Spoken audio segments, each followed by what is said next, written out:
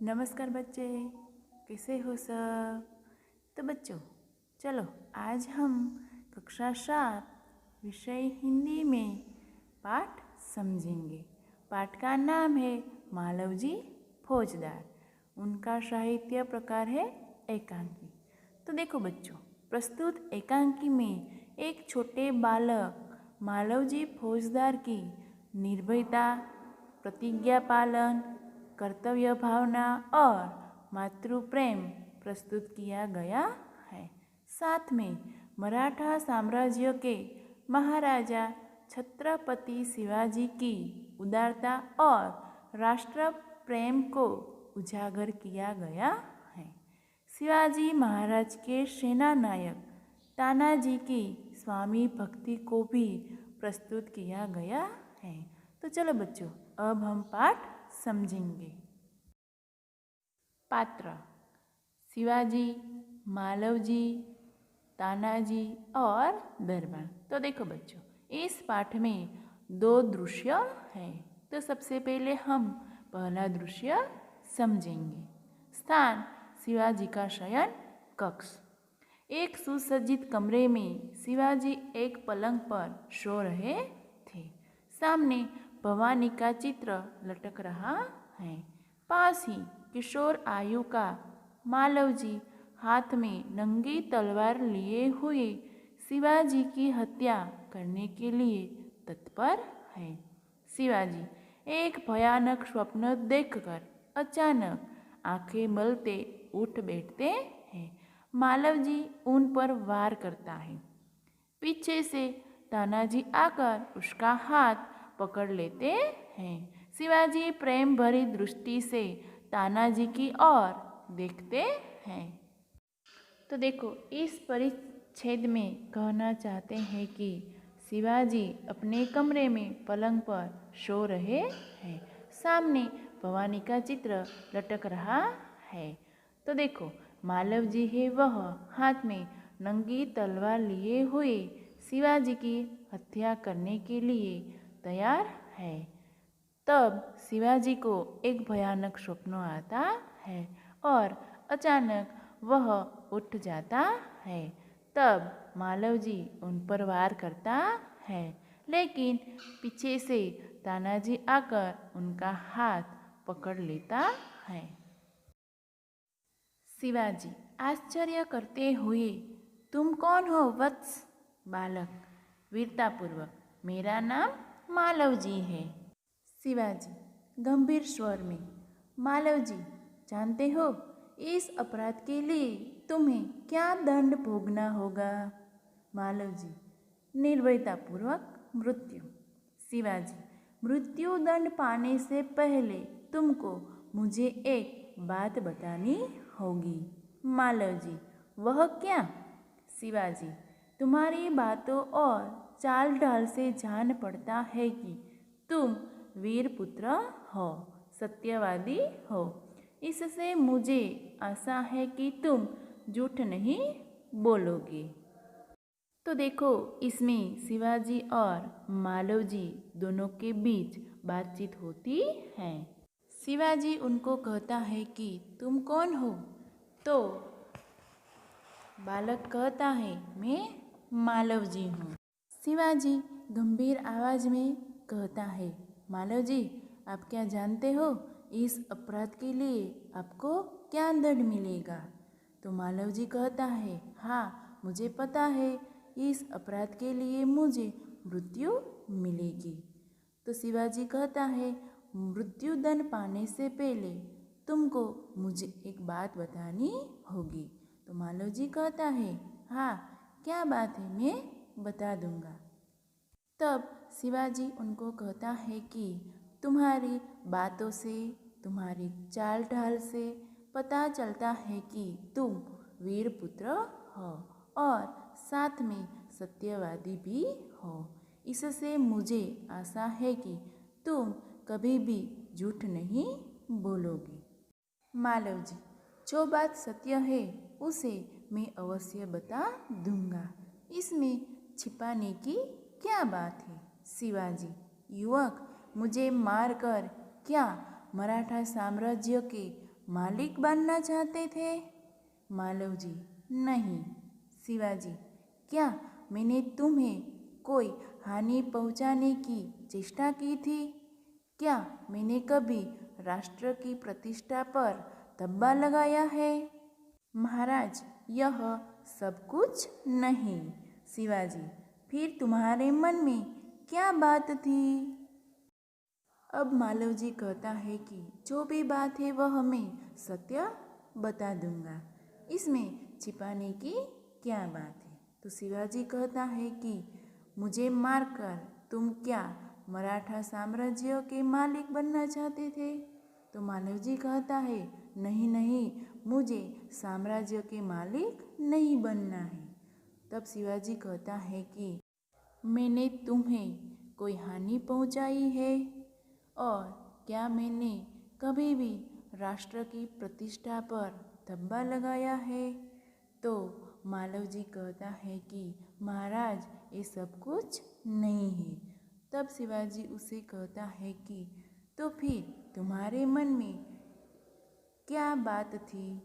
मालव जी, यदि आप पूछते ही हैं तो सुनिए। मेरे पिता आपकी सेना में सिपाही थे। उन्होंने देश की रक्षा के लिए अपने प्राण न्योछावर कर दिए। आज उनको मरे हुए 2 वर्ष हो गए। इस समय घर में मैं और मेरी माता केवल 2 प्राणी हैं। आज 3 महीनों से हम दोनों को पेट भर अन्न मिलना दूभर हो गया है। इस संसार में मनुष्य सब कुछ सहन कर लेता है, परंतु पेट की भूख सहन नहीं कर सकता। मैं इसी विचार में बैठा था कि एक सैनिक ने आकर मुझसे कहा कि यदि तुम शिवाजी का वध कर दो तो मैं तुम्हें धन दूंगा। महाराज, इसी लालच में पड़कर मैं आपकी हत्या करने के लिए यहाँ आया था, किंतु अचानक उसी समय आपकी आंखें खुल गई। मालव जी शिवाजी से कहता है कि यदि आप मुझे पूछते हो तो मैं आपको सच बता देता हूँ। आप सुनिए। मेरे पिताजी आपकी सेना में सिपाही थे। उन्होंने देश की रक्षा के लिए अपने प्राण न्योछावर कर दिए। आज उनको मरे हुए 2 वर्ष बीत गए हैं। इस समय घर में मैं और मेरी माता अकेले ही हैं और आज 3 महीनों से हम दोनों को खाने के लिए अन्न भी मिलता नहीं है। तो देखो, इस संसार में मनुष्य सब कुछ सहन कर लेता है, लेकिन भूख सहन नहीं कर सकता। जब मैं ऐसा विचार करता था तब एक सैनिक मेरे पास आया और मुझे कहा कि यदि तुम शिवाजी का वध कर दो तो मैं तुम्हें बहुत सारा धन दूंगा। तो महाराज, मैं भी लालच में आ गया, क्योंकि मेरे घर में चूल्हा भी जलता नहीं था। इसी लालच में पड़कर मैं आपकी हत्या करने के लिए यहाँ आया था, किंतु अचानक ही उसी समय आपकी आंखें खुल गई। शिवाजी, जब तुम्हें इतना कष्ट था तब तुम मेरे पास क्यों नहीं आए? मालव जी, महाराज, मेरे आने की क्या आवश्यकता थी?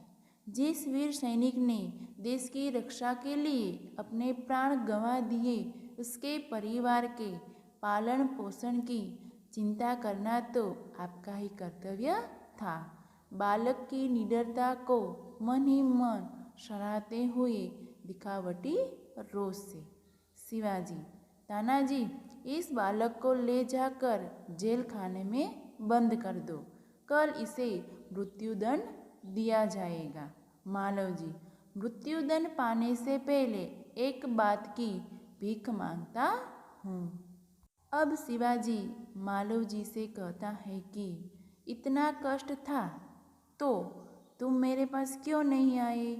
तब मालव जी कहता है कि जिस वीर सैनिक ने देश की रक्षा के लिए अपने प्राण न्योछावर कर दिया है, फिर भी उसके परिवार के पालन पोषण की चिंता कोई नहीं करता था और वही चिंता करना आपका कर्तव्य था।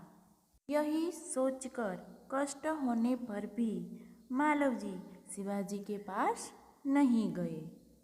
बाद में शिवाजी तानाजी से कहता है कि इस बालक को ले जाओ और जेल खाने में बंद कर दो, कल इसे मृत्युदंड दिया जाएगा।